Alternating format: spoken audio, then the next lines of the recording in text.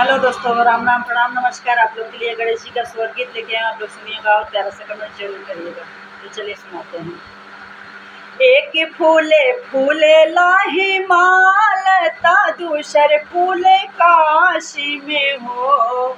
एक फूले फूले लाही माल, दूसर फूल काशी में हो।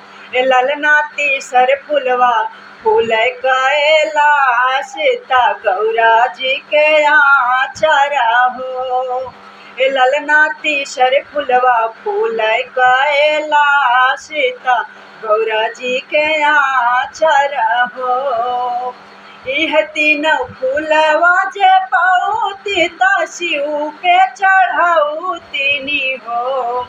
यह तीनों फूलवा जे पाऊती, ता शिव के चढ़ाऊती हो।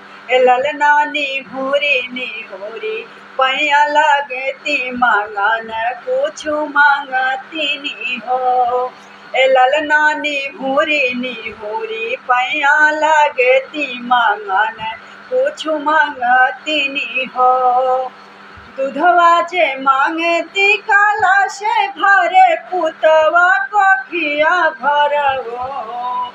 दूधवा जे मांगती काला से भरे, पुतवा कोखिया भरवो। ललना मांगती जे दुई रे ललना वाया गाना बिचखलत न हो। ललना मांगती जे दुई रे ललना वाया गाना बिचखलत न हो। एक पूते पावनी जो कार्तिक, दूसरे में धिया पौनी हो। एक पूते पावनी जो कार्तिक, दूसरे में धिया पौनी हो।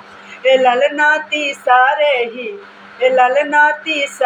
ही पुतवा गणेश, गोदिया मोरा भरी गले हो। ललना तीसरे ही पुतवा गणेश, गोदिया मोरा भरी गले हो।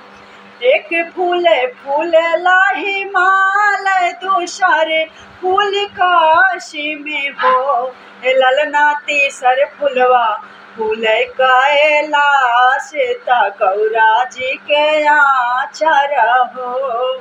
ललना तीसर फुलवा फूल कैलाश, ता गौरा जी के आचरा हो।